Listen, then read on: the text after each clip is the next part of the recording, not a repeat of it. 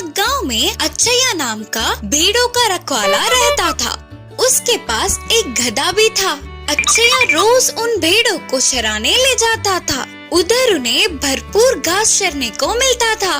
उन भेड़ों के साथ ही गधे को भी ले जाता था। भोजन पानी के साथ दूसरे सामान भी गधे से उठवाता था, पर गधे को वह काम करना बहुत मुश्किल लगता था।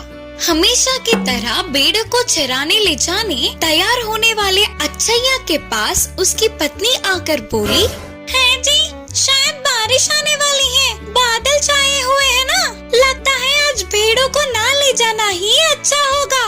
पर पत्नी की बातों को अनसुना करते हुए रोज की तरह ही भेड़ों के साथ गधे को भी पहाड़ी पे ले गया। भेड़ चर रहे थे तो अच्छैया एक पेड़ पे बैठकर देख रहा था। गधा भी थोड़ा दूर खड़ा होकर मालिक को ही देख रहा था। तभी तेज बारिश की खबर लगते ही अच्छैया दौड़ते हुए भेड़ों को लेकर घर के रास्ते निकल पड़ा। पर गधा पेड़ के नीचे ऐसे ही बैठ गया। उसने रोज मालिक के काम करने से अच्छा जंगल में ही रहना ठीक समझा और पहाड़ों से गुजरकर जंगल के अंदर गया। अच्छैया घर पहुंचने के बाद देखा तो गधा उनके साथ नहीं था।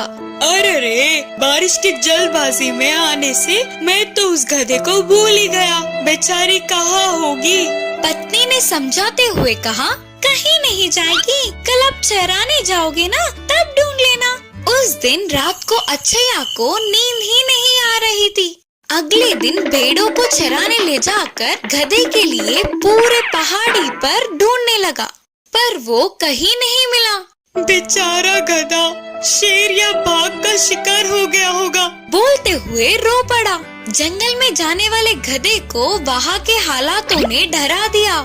जंगल में नहीं थी ना, इसीलिए और अंदर गए तो कहीं उसे कोई जानवर वार करके मार न दे करके वो अपने प्राणों को हथेली में रखकर बिताने लगी। ऐसे डरते हुए जीने से अच्छा वापस मालिक के पास जाना ठीक है सोचकर तुरंत ही जंगल से पहाड़ों की तरफ चलती गई। शाम तक गांव में आने वाले गधे को मालिक का घर याद नहीं था। हर एक दिन मालिक के नए काम करने पर रास्ते को भी याद नहीं रख पाई।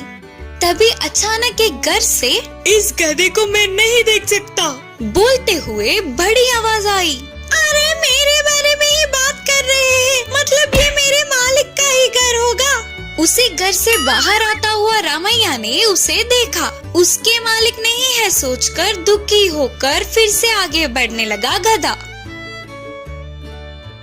थोड़ी दूर चलते ही, अरे ओ गधे, कोई काम न करते हुए ऐसे ही घर पर बैठ के